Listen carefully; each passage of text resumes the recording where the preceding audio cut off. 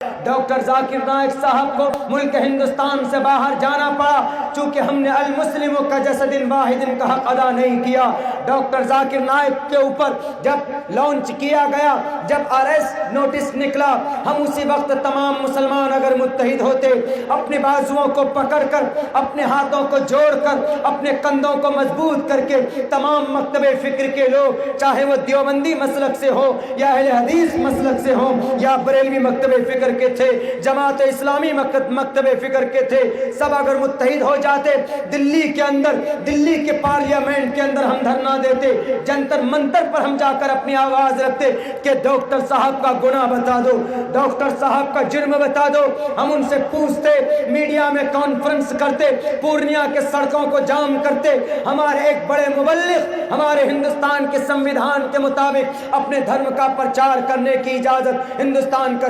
سمویدھان ان کو دیتا ہے، لیکن تم نے اپنی طاقت کا ناجائز استعمال کیا۔ جرم بتا دو ڈاکٹر صاحب کا کیا ہے؟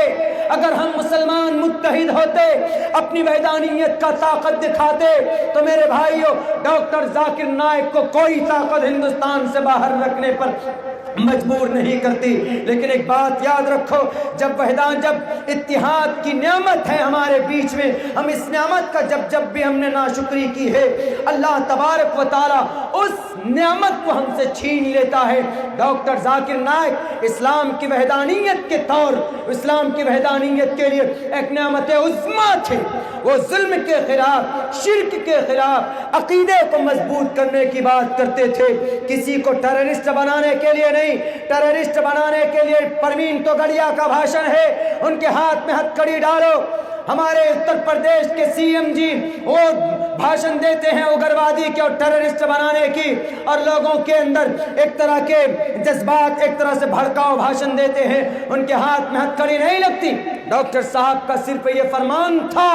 کہ بھائی there is no God but one God, Muhammad is the last messenger of one God۔ ایک اللہ کی بھکتی کا پرچار کرنا گناہ ہے تو اٹھا کر پھینک دو رگوید کے مندر کو، جس کے اندر کہا گیا تتسیتے بھکتیوان سے شیامائے پرماتما، ہم تیری بھکتی کرتے، بلکہ تمہارے گرنتھ کی بھی تبلیغ ڈاکٹر صاحب نے کی تھی۔ لیکن ڈاکٹر صاحب کو دقت اٹھانی پڑی ہم مسلمانوں کی وجہ سے، ہمارے کمزور ہونے کی وجہ سے۔ ادھر ہمارے دیش کا چوکیدار، اس کی ناک کے نیچے سے وجے مالیا فرار ہو جاتا ہے،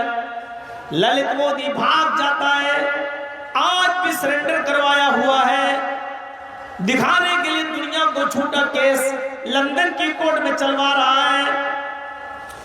ڈاکٹر ذاکر نائک کو انٹرپول کے ذریعے لانے کی بات کرنے والا وجے مالیا کو نہیں لا پا رہا، للت مودی کو نہیں لا پا رہا ہے۔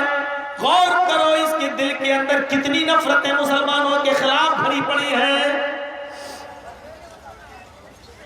یہ اس دیش کی دو آنکھوں میں سے ایک آنکھ کو پھوڑنے کی کوشش کر رہا ہے، یہ اس دیش کے دونوں ہاتھ میں سے ایک ہاتھ کو توڑنے کی کوشش کر رہا ہے، یہ اس دیش کے دو پیروں میں سے ایک پیر کو توڑنے کی کوشش کر رہا ہے، یہ ہمارے دیش کو لنگڑا لولا اور اپاہج بنانے کی کوشش کر رہا ہے۔ اے اللہ، یہ تہجد کی نماز کا وقت ہے، ہم تجھ سے دعا کرتے ہیں کہ تو ہمارے ملک کی حفاظت فرما،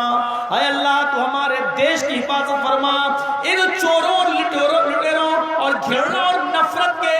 چوکیداروں سے اللہ تو ہمارے دیش کو بچا لے۔ اے اللہ اس دیش کو ایسے